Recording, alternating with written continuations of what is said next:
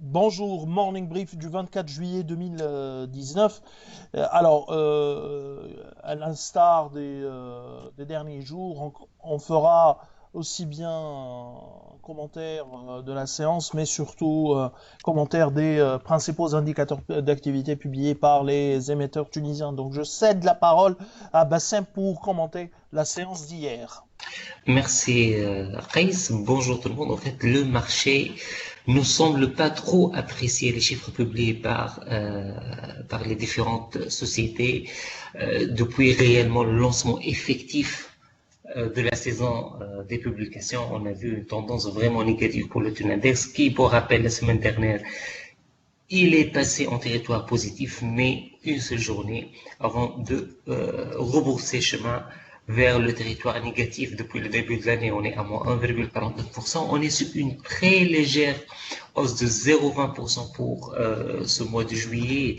À quelques séances, si on tient compte de la séance d'aujourd'hui, il nous reste exactement 6 séances de bourse. Donc le taux d'index doit défendre au moins cette performance positive mensuelle pour moi garder une dynamique. Toutefois, il n'est pas soutenu par les volumes. Pour la deuxième séance de suite, on est sur un volume qui est inférieur à 2 millions de dinars, à peine 1,6 million hier. Le titre le plus échangé, c'était l'ATB. 334 dinars et comme d'habitude les CPT 231 000 dinars mais avec 6 144 titres vendus par des étrangers, soit 118 000 dinars. Pour les performances, il y a on note surtout City Cars 1,97%, 9 dinars 800. Il y a également Tunisserie 7 dinars 650 plus 1,72%. Côté baisse, Monoprix moins 4,48% et l'UBCI moins 3% à 23 dinars 680. Donc globalement, le marché cherche encore une tendance, mais vu l'absence des volumes, bien sûr, c'est encore difficile à définir. Je cède la parole à Ress. Merci Bassem. Alors on commence par Naql. Donc les indicateurs d'activité de Naql OT2 font ressortir un chiffre d'affaires en hausse de 14,3% à 110 millions de dinars, un peu plus de 110 millions de dinars. Marge commerciale en baisse. D'une manière générale, ce sont des chiffres qui sont en ligne avec nos attentes et surtout à signaler la détérioration ou la dégradation de la position de trésorerie euh, de Naql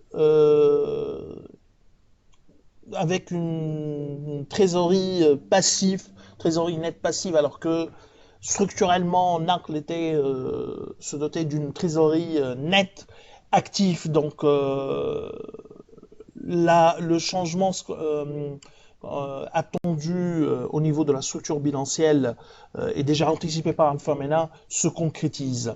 Alors, on a Simpar également. Les ventes continuent de profiter d'un effet de base favorable suite à la régularisation du stock de départ pour les promoteurs immobiliers à partir du 1er janvier 2019, puisqu'il y avait le problème en 2018 par rapport au stock de départ pour l'application de la TVA. Les revenus T2 2019 de Simpar s'élèvent à 2 690 000 dinars, hausse de 80%. Sur l'ensemble de l'année, les revenus de Simpar s'élèvent à 5 217 000 dinars. L'année dernière, on était à 2 105 000 dinars. C'est une hausse en termes relatifs très importante, mais dans l'absolu, c'est rien du tout pour une compagnie une société immobilière telle que Simpar. Carnet de commandes avec promesse de vente ferme de 5 millions de dinars selon Simpar, donc il faudra s'attendre au moins à un chiffre d'affaires d'ici la fin de l'année un peu plus de 10 millions de dinars pour Simpar, société mère. Hein. Cependant, les marges subissent la pression de la baisse de la demande avec une marge d'EBITDA seulement 32%. On est même sur un EBITDA négatif au T2 2019. Stock de produits finis se situe à plus de 29 millions de dinars, donc elle a un stock important à écouler, d'où un effort commercial qui sera très important, considérable, mais qui sera également, à notre sens, ou à nos yeux, très coûteux. Alors, on a également Biat qui a publié ses indicateurs d'activité, commentaires que vous avez trouvé bien sûr, que vous pouvez lire sur notre live chat. Donc, Biat ne sort pas du lot cette fois-ci en affichant une légère hausse du PNB. On est à 9,5%. C'est-à-dire une hausse à un seul chiffre, une croissance à un seul chiffre pour Biat. Sur l'ensemble de l'année, on est sur une hausse de 16% pour le PNB. Sur le T2, la banque a augmenté ses dépôts d'environ 200 millions de dinars pour atteindre 11 milliards 632 millions de dinars. Crédit avance à un rythme plus accentué, plus 293 millions de dinars comparé à la même période, bien sûr, pour s'établir à 10 milliards 869 millions de dinars. Ratio crédit sur dépôt demeure confortable à moins de 95%. On est sur un ratio calculé à partir des indicateurs d'activité, et donc il est plus simplifié, il est moins élaboré plus précisément par rapport au ratio réglementaire mis en place par la BCT.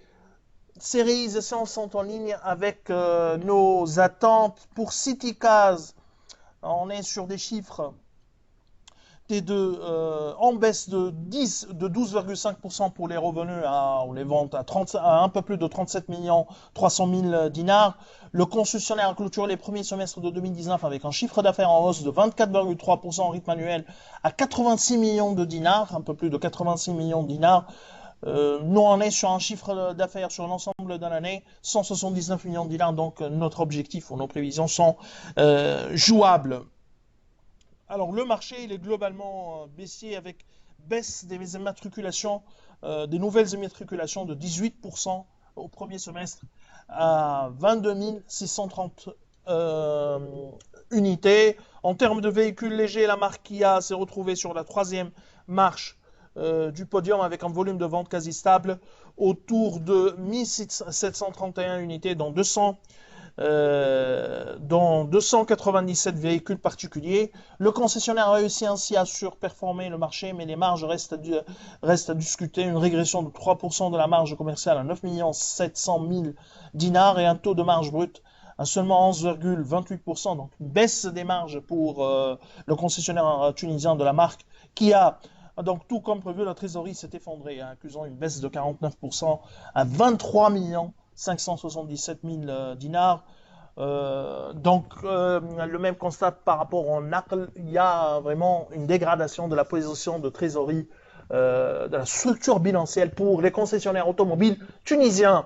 C'est tout ce qu'on a pour ce matin, bien sûr. Demain, Inch'Allah, il n'y aura pas de Morning Break puisque c'est un jour férié, en fait, le 25 juillet, la fête de la République.